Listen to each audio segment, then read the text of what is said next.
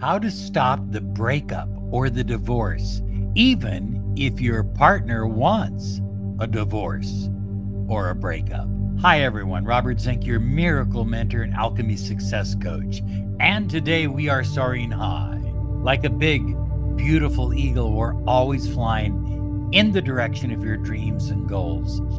If you're going through a breakup or a divorce right now, you may be filled with fear and anxiety. You may feel hopeless and helpless. But I have some good news for you. Help is on the way. Visit us at lawofattractionsolutions.com and claim your free, absolutely free 30 minutes of miracle mentoring and alchemy success coaching. Find out what a mentoring program can mean for your life. Look, we've helped people in 60 different countries with their relationship, with money, with health, with the things that are important in life. We can help you too. lawofattractionsolutions.com. So unfortunately, high flyers, most of the actions that people take when they're going through a massive breakup or a divorce make things worse. They literally do the wrong thing. And it's not intentional. It's not like you're trying to do the wrong thing. But if you're going through a divorce or a breakup and you're arguing, you're begging, you're fighting, you're texting all the time, you're chasing them, you're following their social media, you're talking to friends and family in hopes that they can convince them of making different choices. If you're doing these kinds of things, you're making things worse. You're literally driving a wedge between you and your partner. I had one client who would not stop stalking his wife. He was following her at work. He was showing up at her house late at night. And I kept telling him, you're making her really want to get away from you. And so she started getting restraining orders, and he started breaking the restraining orders. And eventually he ended up in jail for a weekend. Finally, after months of me trying to help him, he got the point. He said, I'm not going to chase her anymore. I'm not going to chase after her. I'm not going to drive by the house. I'm not doing any of that.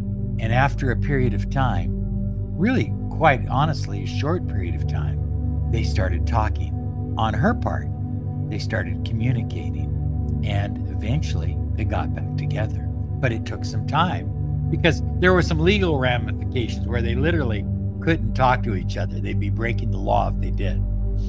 That's what happens with these restraining orders. So I'm just saying that if you're doing any of those kinds of things, you're making things worse. It's absolutely critical that you shift your focus from your partner. You got all your focus on your partner, and you need to put the focus on you. That's where the focus belongs. You see, when you focus on your partner, you're hoping that the right set of circumstances or the right words will change how they think about you. Maybe if I send them some flowers, all of a sudden, they're going to forget that I was cheating on them. Maybe if I promise to change and never do it again, they'll forgive me and come back. None of this works. None of this is real. Get this stuff out of your mind. Maybe if I send them a birthday card on their birthday, that won't help either. People get together because they trust each other and because they love each other. And sending birthday cards, flowers, making promises that you're going to change, that's not going to do it. You need to manifest them back into your life using law of attraction from the inside out, not from the outside in. And of course, one of the worst things you can do is not give them space. Look at when you are crowding them mentally, emotionally, and physically they don't have any room for themselves. They don't have any room to miss you, to wonder what they could have done to make things better, how things could be different. All they do is just feel you like smothering them. So back off and give them some space. So step one is shift your focus. When you begin to shift your focus off of them and onto yourself, when you begin to have a love relationship with yourself, everything begins to shift. And you start loving yourself more. You start treating yourself better. You start reevaluating your behavior of the past. And you say, hey, some of my behavior wasn't healthy for the marriage, for the relationship, but it wasn't healthy for me either. And so I'm not doing that anymore. And you don't have to tell them, they'll feel the shift. Start taking care of yourself physically, eating cleaner, working out, giving yourself time to meditate, to learn, to read. This is your time. This is your time to reinvent the best version of you. As you shift your focus inward, what happens is there's an outward component, and the outward component is called magnetism. You just become more magnetic, not just to your wife or husband or boyfriend or girlfriend. You become more magnetic to everyone. It really happens. People will say that, Robert, I'm following your advice and things are getting better at work. All kinds of things are happening because you're looking inward, you're taking care of yourself inward, you're loving yourself inward, you're spending time with yourself inward, and that's having an outward effect. Make a habit right now to radiate, to begin living a life of positivity. Be that one person that everybody says, wow, I don't know whatever happened to Robert, but he is changed. He's a positive person. Well, number two is give them space. And, there's different recommendations. Sometimes it's 30 days. Sometimes it's just a week or two. Sometimes it may be 40 or 50 days. But give them space. Give them the opportunity to begin missing you. And you may have had some, believe it or not, you may have had some bad habits in the relationship. And as you give them space, they stop thinking about those bad habits. They kind of become a distant memory. They just kind of fade away. And I know what you're thinking. Some people say, if I give them space, Robert, they'll find someone else. Not necessarily. And most of the time, no. If you've been in a relationship, we'll just say for 3 years. If you've been married for 3 years, on an average, it's going to take about 90 days or more for that person to completely feel free of you or clear of you. If you've been in a marriage or relationship for 10 years, it's going to take almost a year for them to feel their own clarity, their own sense of self-worth again. So people don't get over people as fast as you think. And even if they do, depending on the situation, maybe that's a good thing. Because look, you're not going to save the old relationship. That's not what you're trying to do. You're going to build a whole new relationship.